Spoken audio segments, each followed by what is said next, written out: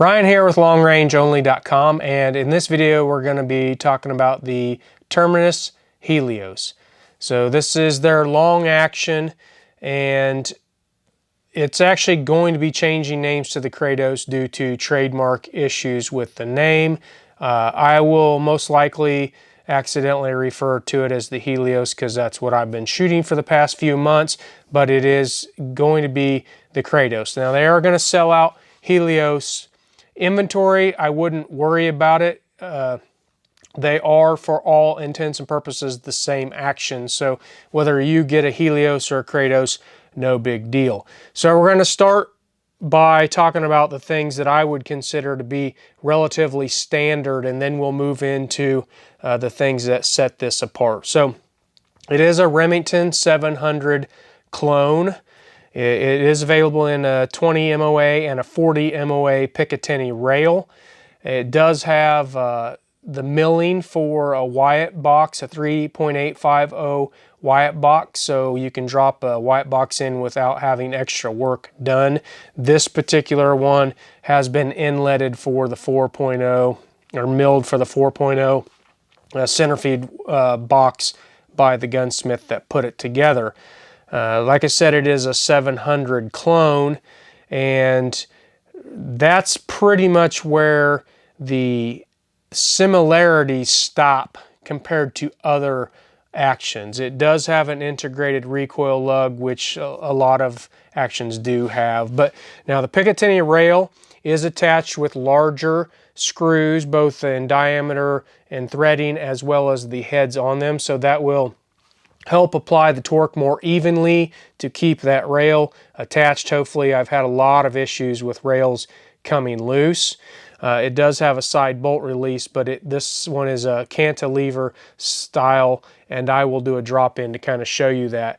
Why that particular piece may be important. If you're going full custom, it's not that big a deal, but if you're buying an off-the-shelf Remington 700 stock, a lot of the side bolt releases set below the stock line, and they have to be ground out with a Dremel or whatever to make them work. This is high enough that I seriously doubt you're going to have that issue. Now, the biggest things that set this apart from most are going to be in the internals and the mechanics of it. So this is a 3-lug 60-degree bolt throw action.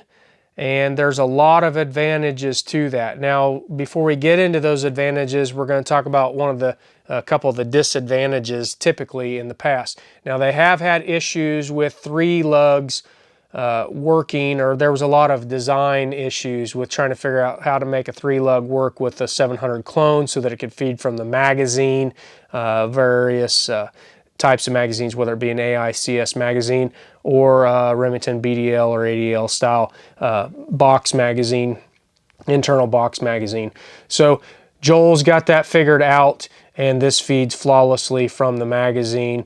One of the other issues with the 3-lug has been the additional cocking force, because it still has to move that firing pin far enough back that it gets the correct amount of firing pin fall, but it has to do it in a shorter amount of time. So typically 60-degree bolt throws are a lot heavier to lift right there.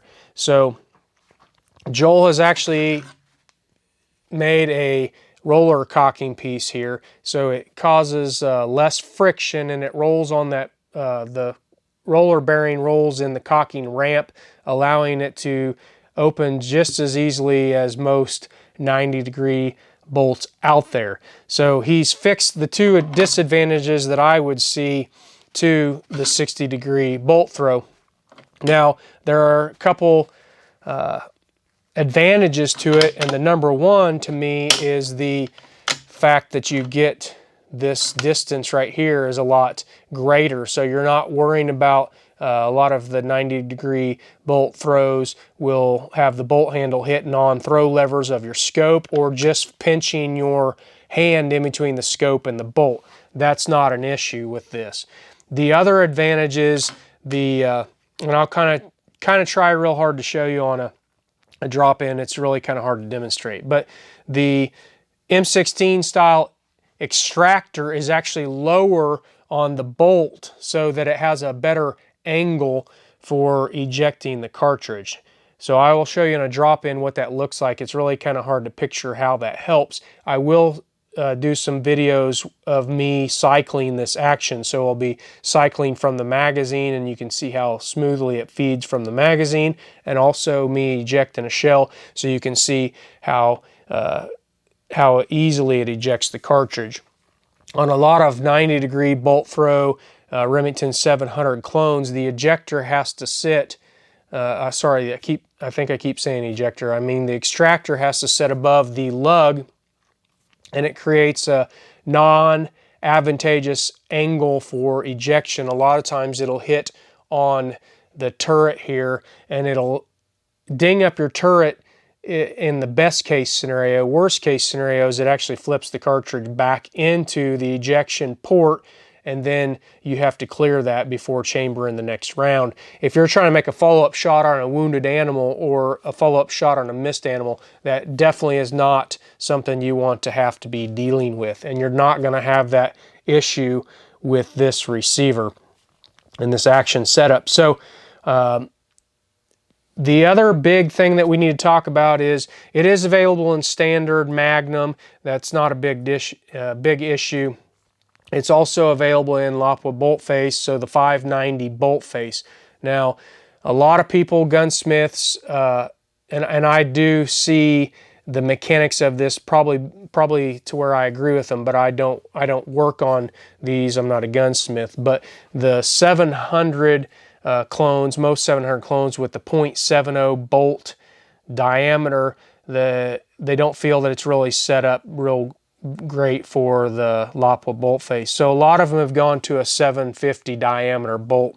That in combination with the lug abutments and stuff like that, and the lug thickness, which is not something we're going to get into in real detail here, but a lot of them have gone to a 750 bolt for the Lapua bolt faces, and the 338 Lapua, the 300 and 338 Normas and those things.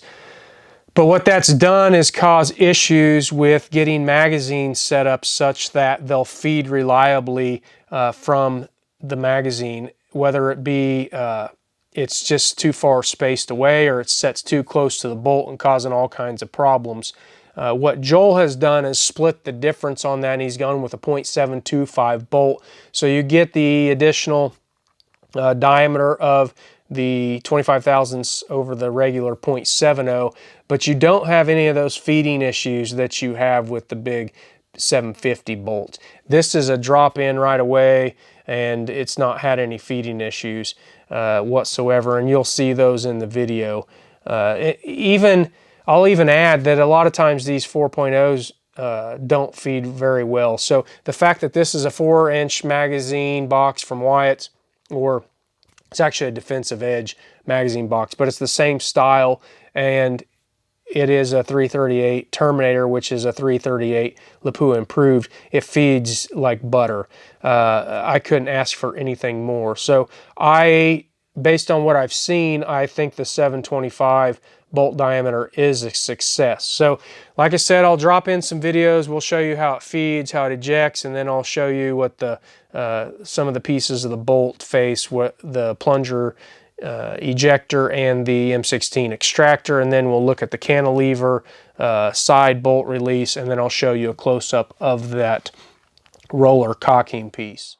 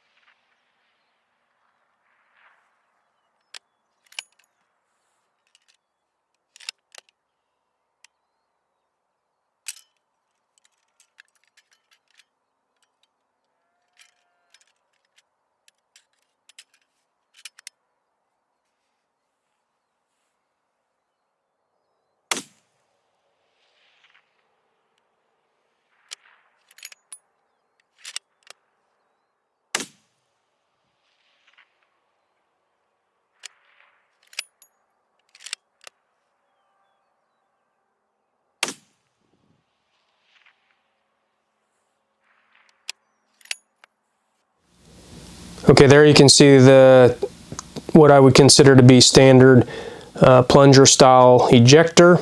There you can see the M16 style extractor, and then it's kind of hard to tell, but you can see there it's at a little bit lower angle than your standard 90-degree lugs would allow it to be. So that's going to get you a little bit better ejection. That in combination with the ejector, the plunger style ejector location.